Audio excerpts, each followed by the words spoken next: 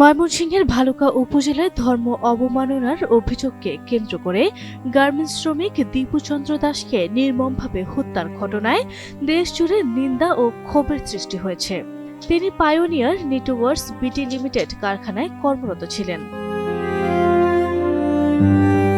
Police জানায় গত 18 December রাতে কারখানার ভেতরে উত্তেজনা ছড়িয়ে পড়ে। এক পর্যায়ে উত্তেজিত জনতা কারখানার গেট ভেঙে দীপুচন্দ্র দাসকে বের করে আনে এবং গণপিটুনি দেয়। পরে মাস্টারবাড়ি এলাকায় ঢাকা ময়মনসিংহ মহাসড়কের সড়ক বিভাজকের পাশে একটি গাছে ঝুলিয়ে তার মরদেহে আগুন ধরিয়ে দেওয়া হয়। বৈষম্যহীন বাংলাদেশের জন্য 24শে গণঅভ্যুত্থানে সারা বাংলাদেশে লাখো লাখো মানুষ আন্দোলনে অংশগ্রহণ করেছিল। সুন্দর একটি রাষ্ট্র পরিচালনা যেন আগামীতে হয়, তার ধারাবাহিকতা আমাদের ভাই দীপুকে প্রকাশ্যে দিবালোকে এই মানে চক্রান্ত বাহিনীরা, সে একটি কারখানায় চাকরি করত, সেখানে কিছু চক্রমহল উস্কিয়ে দিয়ে তাকে প্রকাশ্য দিবালোকে পিটিয়ে হত্যা করেছে। একই সাথে তাকে পুড়িয়ে ফেলা হয়েছে। আমরা বলতে চাই, মানুষ মানুষকে মারতে পারে না। যারা উগ্রবাদী তাদের একটা পরিচয়, তারাও মানুষ। তবে এই ঘটনার কারণ নিয়ে ভিন্ন মত দেখা দিয়েছে। আইন শৃঙ্খলা বাহিনী জানায় প্রাথমিক তদন্তে ধর্ম নিয়ে কটূক্তির সুনির্দিষ্ট কোনো প্রমাণ পাওয়া যায়নি। তবে কারখানার কর্তৃপক্ষ ও প্রত্যক্ষদর্শী কয়েকজন শ্রমিকের দাবি দীপুচন্দ্র দাস ধর্মীয়ভাবে আপত্তিকর মন্তব্য করেছিলেন, যা থেকে উত্তেজনার সৃষ্টি হয়। প্রথম ঘটনাটা শুরু হয় মাগরিবের নামাজের পরে। সে যে সেকশনে কাজ করতো, কোয়ালিটি ইন্সপেক্টর ছিল, সে জুনিয়র কোয়ালিটি ইন্সপেক্টর ছিল দীপুচন্দ্র দাস। তার সেকশনে কাজ করে রহিমা, হ্যাপি এবং আরেকটা ছেলে ছিল। ওই তিনজনের সাথে তার বাকবিতণ্ডা হয়। নবীজিকে কিছু কটূক্তিমূলক কথা বলে সেই কটূক্তিমূলক কথার এক পর্যায়ে তাদের মধ্যে একটা বাকবিতণ্ডা হয়ে যায়, যেটা ফ্লোরের মধ্যে ছড়িয়ে যায়। সবাই জিনিসটা একবারে সমানে পুরো ফ্লোরে ছড়ায় যাওয়ার পরে ফ্লোরে একটা হট্টগোলের মতো শুরু হয় প্রাথমিক পর্যায়ে। বাট আমাদের সুপারভাইজার ইনচার্জরা ওকে জিনিসটা নর্মাল প্রাথমিক পর্যায়ে বুঝায় শোনায়, একটু নর্মাল করে, এবং সে সবাইকে জিনিসটা নর্মাল করার জন্য একটা ফলস একটা রিজাইন পেপারে সিগনেচার নেয়, যে এই যে তাকে আমরা, সে যেহেতু নবীজিকে কটূক্তি করছে, আমরা তার বিরুদ্ধে অ্যাকশন নিচ্ছি, তোমরা সবাই শান্ত হও। এই জিনিসটা বোঝানোর জন্য একটা ফলস একটা কাগজে ইনচার্জ একটা সিগনেচার নেয়, যাতে জিনিসটা ওইখানেই সমাধান হয়ে যায়। তো এরপরে সে পাঞ্চ করে চলে যায়। পাঞ্চ করে যখন গেটের বাইরে চলে যায়, পরবর্তী সময়ে জিনিসটা বাইরে মেবি ছড়ায় পড়ে। সে বাইরে যায় মনে করে যে এটা নিরাপদ মনে করে না। তখন তার কাছে যেহেতু আইডি কার্ড ছিল, যেহেতু রিজাইনটা ফেক ছিল, তাকে ওই প্রাথমিক পর্যায়ে শুধু থামানোর জন্য রিজাইনটা নিছে, সেই কারণে তার কাছে আইডি কার্ড সবই ছিল।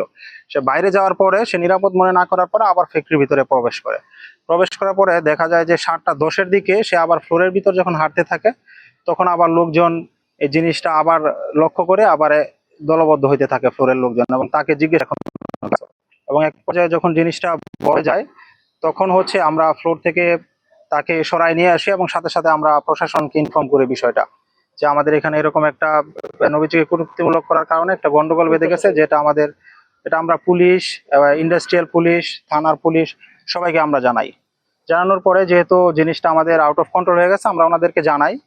আমি ওইদিন আমার পাশে লোকের জিজ্ঞেস করছি আজকে কি বার, তখন সে বলতেছে আজকে বৃহস্পতিবার, আজকে 7:30 যা গুণা করছি গুণা মাপের দিন, তার কাছে এটা পেশ করে হইব। তখন এই দীপু এসে বলতেছে যে এটা কোন হাদিসে আছে, কোন শরিয়াতে আছে, যে এটা। পরে সেলিম বলতেছে তুমি আমাদের ধর্মের কেউ, তুমি এটা জিজ্ঞাসা করতেছে, তুমি আমাদের ধর্ম সম্পর্কে জানো? পরে বলতেছে এগুলো কুসংস্কার, দীপু বলতেছে। তখন সেলিম বলতেছে যে তোমার যে 12 মাসে 13 পূজা, এটাই কি তাহলে? তখন দীপু বলতেছে এটা কুসংস্কার, এটা আমার মধ্যে কিছু নাই। তখন দীপু বলতেছে যে তোমার মধ্যেও তো কুসংস্কার আছে। তখন সেলিম বলছে কি আছে আমাদের মধ্যে? পরে বলতেছে যে তোমার নবীও তো 9 বছর শিশুকে দর্শন করে বিয়ে করছে। ঘটনা হয়েছে আমার সাথের বান্ধবী হ্যাপি বলতেছে রহিমা করে যে আজকে কি বার, পরে বলতেছে যে আজকে তো বৃহস্পতিবার, আজকে 1 সপ্তাহ গুণা আল্লাহ মাফ করবো, নামাজ পড়ে আল্লাহর কাছে দোয়া চাইলে। পরে দাদা আছে দীপুর দাদা বলতেছে এটা কোন হাদিস আছে, আজকে বৃহস্পতিবার, আজ কোন হাদিস আছে যে আজকে নামাজ পড়ে দোয়া করলে আল্লাহর কাছে কবুল দেবো। পরে সেলিম ভাই বলতেছে যে এটা কোন হাদিস আছে যখন কইছে, পরে সেলিম ভাই বলতেছে যে হচ্ছে এটা তুমি কি জানবা আমাদের ব্যাপারে? পরে কইতেছে হয়েছে তোমরা জাতের মধ্যে হতো, সেলিম ভাই বলতেছে তোমরা জাতের মধ্যে তো 12 মাসে 13 পূজা। পরে দাদা কইতেছে কি তোমরা মধ্যেও তো আছে।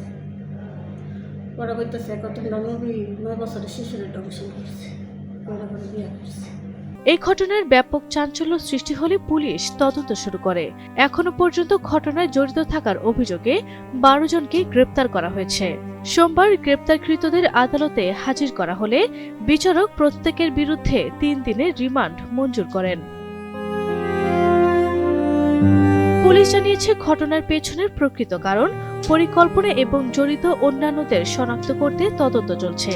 আইন শৃঙ্খলা বাহিনী বলছে, আইন নিজের হাতে তুলে নেওয়ার ঘটনায় জড়িত কাউকে ছাড় দেওয়া হবে না। ধন্যবাদ। এটা আসলে খুবই একটি ন্যাক্কারজনক এবং দুঃখজনক ঘটনা। তো আমরা তাৎক্ষণিকভাবে জেলা প্রশাসনের মাধ্যমে তাকে খাবার সহ 25,000 টাকা সরকারের পক্ষ থেকে প্রদান করেছি। এছাড়াও একটি সেলাই মেশিন এবং শীতবস্ত্র বিতরণ করেছি। আর ভালুকায় যে কোম্পানিতে চাকরি করতেন সেই কোম্পানির সাথে আমাদের কথাবার্তা চলছে, যাতে করে ওনার যেহেতু শ্রমিক, উনি ওই কোম্পানির ছিলেন, ওই শ্রমিকের ক্ষতিপূরণ বাবদ কিছু এই পরিবারের পাশে দাঁড়ানো যায়, এভাবে কিছু ক্ষতিপূরণ আদায় করা যায়। এর পাশাপাশি আমরা দীর্ঘমেয়াদে যদি কোনো ওনাদের প্রয়োজন থাকে, আমরা যদি কোনো সুযোগ থাকে আমাদের, তাহলে আমরা ওই সুযোগটা কাজে লাগাতে চাই। এই ঘটনায় মানবাধিকার সংগঠন সহ বিভিন্ন মহল দোষীদের দৃষ্টান্তমূলক শাস্তির দাবি জানিয়েছে। আরভি ইসলাম হিমু, NTV অনলাইন।